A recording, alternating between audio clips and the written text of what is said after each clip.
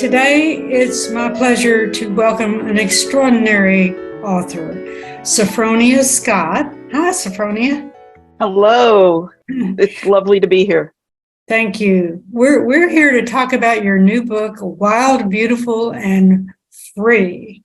When I first read the description of the book, I thought, oh, it's just probably a traditional story, an enslaved half-white girl from Louisiana during the Civil War. I just sort of expected a sort of a little bit of a traditional story, and I was absolutely blown away. Tell me what you think the tale is about, because it really furrows deep into the conscience of each character. Well, first, Doris, I'm curious to know, why did you think it was different?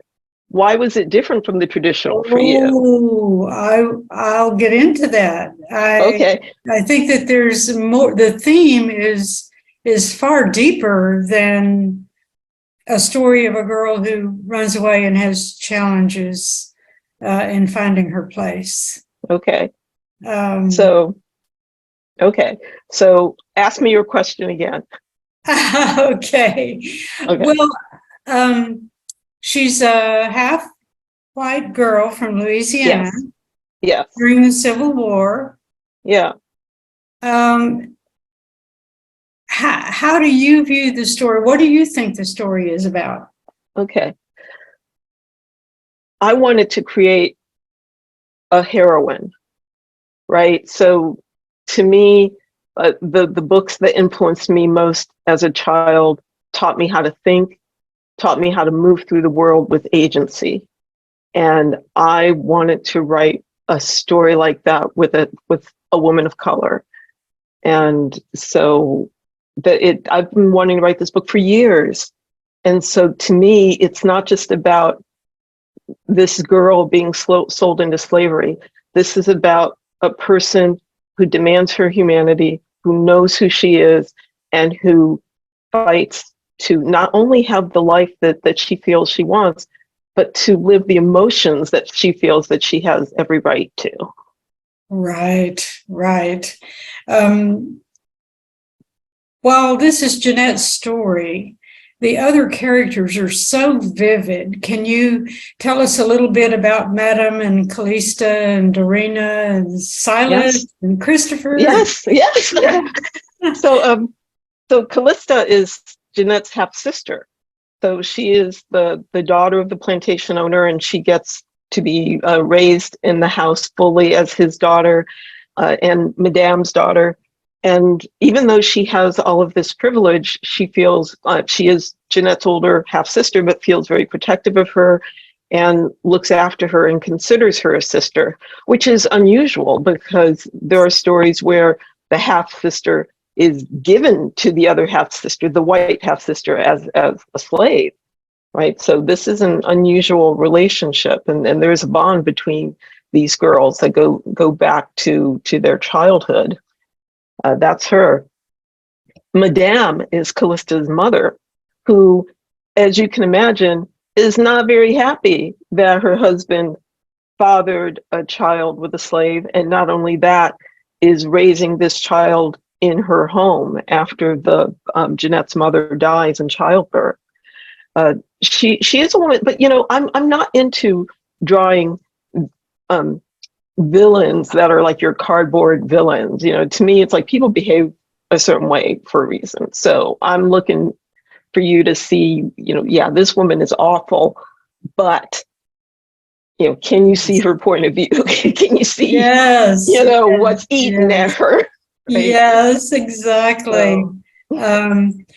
Yes. You asked me what I think this story is about. I think it's a struggle between good and evil in people.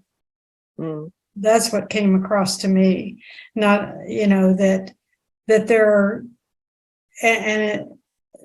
are good people and people who need to learn how to be good, I guess. Yeah. But there's also, Doris, the thing of when people are evil, they don't have to ruin your life, right? So to me, there's okay, you've done this to me, but you only get so much of me, right? Yeah. I'm not giving over my life to the anger and the feelings of hatred and revenge that can consume a life, I right? love that. Yeah, that's so good.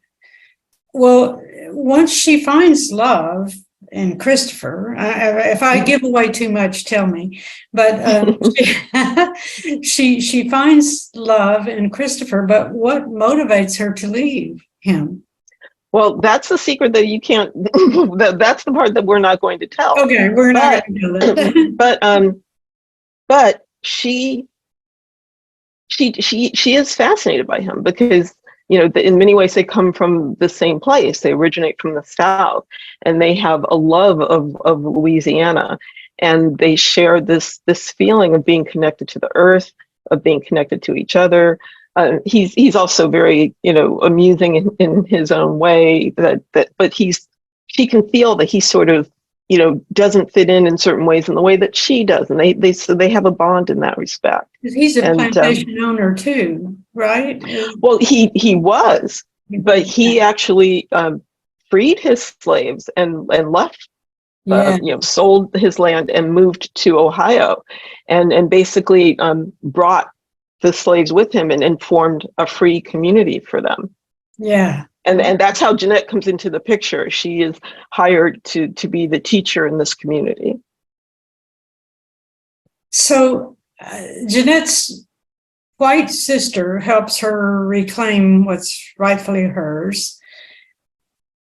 And I just think the story, although it certainly does portray the cruel injustices of that era, but it's wider than racism. As I said, it seems to me not just about black and white, but about good and evil and healing and fighting for your own self-esteem. Is that accurate? Yeah, it's about forgiveness, the importance of forgiveness and redemption. Yes. Right. So not only for yourself, but for the people who've done wrong to you. Yes. Yes. And that comes through very well in the book. You're one of the finest writers I have truly ever read. You are a true master of your craft. Where did you learn to write like that? Oh my goodness. So I've been writing since I was a child, right? So once I got to college and was encouraged to interview for a job at Time magazine, right? I've been trained by some of the finest editors in the world. So I feel like they raised me as a journalist. But then I wanted to learn how to write stories like Jeannette's. I wanted to find my own voice. I wanted to write fiction. I wanted to write a different kind of nonfiction. So eventually I decided to go into, after I wrote my first novel, I entered a master, actually an MFA, a Master of Fine Arts in creative writing.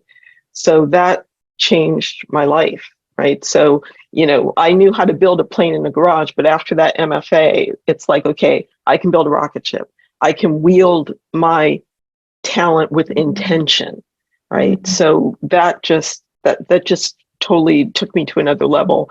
And I actually direct an MFA program myself now because I know at Alma College. At Alma College, because I know how important it was for me. So to me, it's like part of a grand give back that I get to help create a program for other writers to reach their highest level as well. What were some of the things that you learned in that MFA program, or that you teach for that matter? So it's like this. Let's pretend you have a wand. Actually, I actually keep a wand on my desk. So, because I'm a big Harry Potter fan. You can have this wand and wave it around and kind of make things happen. But if you don't know and understand the magic of the wand, you can't do the same thing every single time. You can't wield it with intention. So in an MFA program, you come to understand your craft. you learn that there are names for things, right? And that there are there are myriad ways that you can use craft and use it intentionally, right? So for example, you learn about point of view, right? So everyone thinks point of view is, yeah, first person, second person, third person. But third person can be omniscient, big, or third person can be like a telescope that's honing in on this one person's mind, or it can be working on this other person's mind, right? First person, right? To work with first person is to be aware of the limitations of that point of view, but to also embrace the intimacy. Jeanette's story is told in the first person, right? So I can make a choice of a good choice of, why do this story in the third person? Why do it in the first person? What is it that I want to accomplish with this book, right? And can make intentional choices that can be good for the book, and also as a writer, right? It frees me up. It allows me to work my magic in a certain way, to not feel like I'm starting totally from scratch, like, okay, I don't know what I'm doing, right? So there's a confidence that comes with that. Yes, and I think that there's a lot of wisdom in this book. It's even beyond writing. It's a lot of wisdom. She says, Jeannette says that she figures out that there's a difference between real threat and a fear of threat, and that when you know which is which, then you know how much you can risk. And I think that's beautiful. Where did that come from? I've been around for a while, right? I've had a lot of experience in my life, and I had, the wonderful thing about fiction is that, I write both fiction and nonfiction, and people ask me about the difference, and I say, okay, well, when I really want to lay down some hard stuff, the hard truths of things, I will write fiction. Because it's easier, to people can hear things in a different way when they're reading it as a story, right? So yeah, sometimes I do talk about things like I think we are fearful in ways that bind us, that just don't have to be that way, right? So it's easier to have someone like Jeannette not only say that, but to see her living it, right? So yeah. And you do in this story, and your transitions, like when you Jeannette is talking to Silas about trying to figure out a way to run away, and you just slide right from her viewpoint. Suddenly you're just seamlessly into Silas's viewpoint. I think that's on page 55 or something, and it's just so beautiful. How did you learn to make those subtle transitions in voice from one person to another? Well, the point of view is still Jeanette's, because it is a first person book, but she's hearing him, right? So this is about voice and about making sure each character has a very specific voice. Yes. And that's practice. That's also learning how to build a character properly. So it's not just what does this person look like and the types of things that he does, but what does he sound like? And that takes a lot of thought and practice. That was one of the things, when I was applying for an MFA, you usually have to write an essay about your strengths and weaknesses. And one of the weaknesses that I said I wanted to work on was about my characters' voices. I said, because, they will all end up sounding like me. So I can't have that. Well, you don't.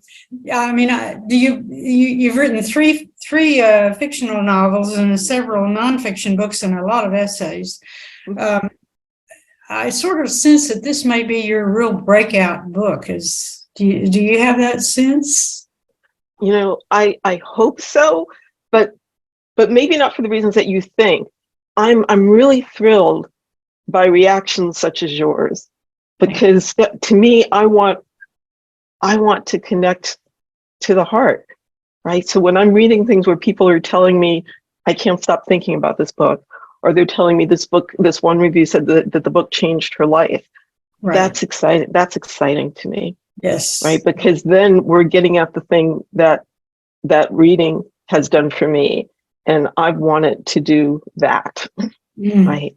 And to do it in an uplifting way, to say, look, maybe you've been through tough things too, but here's a different way to look at how you can come out of this.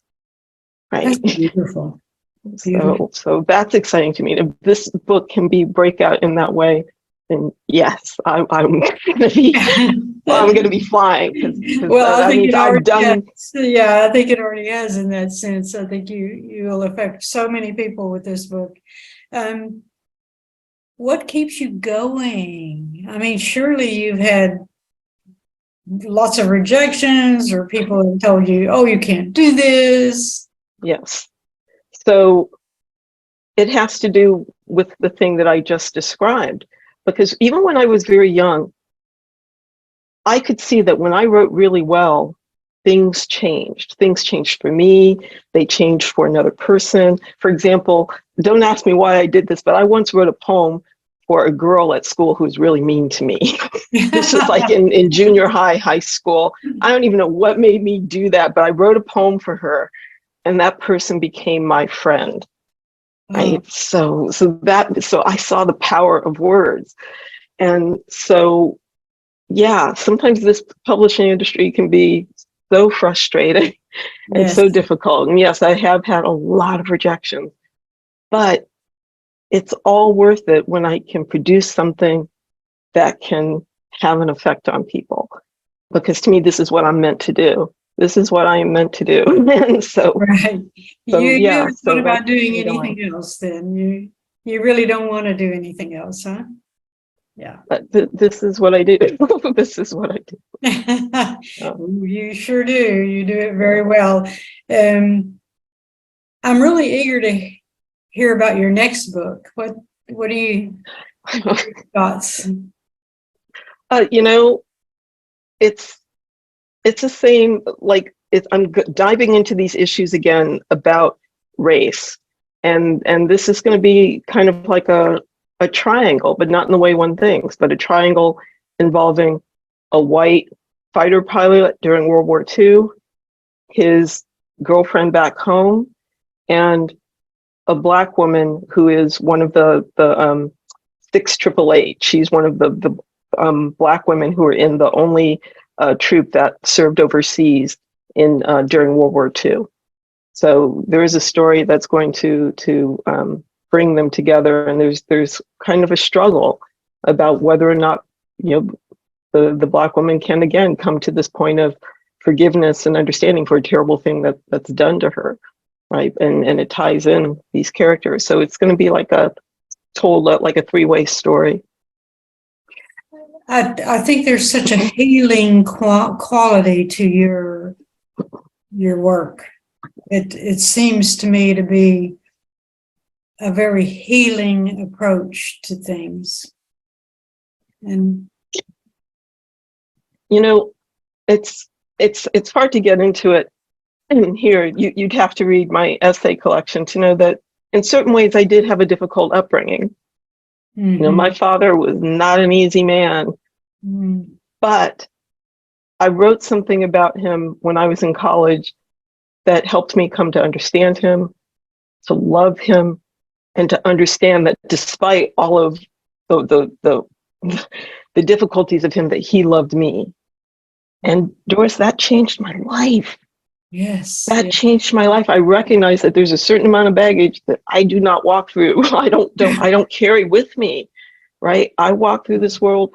I am a beloved child. My father died when I was in my 20s, but I still carry that love with me, right? And I'm a person of faith, but I feel like we can be different if we can learn to find understanding, if we can learn to forgive, if we can find that place of healing.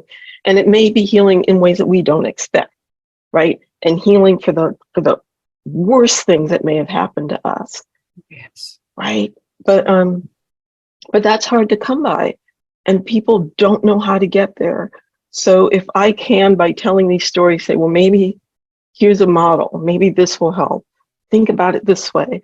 Then if I've always said that on a certain level, if I can tell something truthfully enough, it resonates, and then people are not reading a story about somebody else. They are seeing themselves in the story. Yes. Right? So I just need to tell the story really well.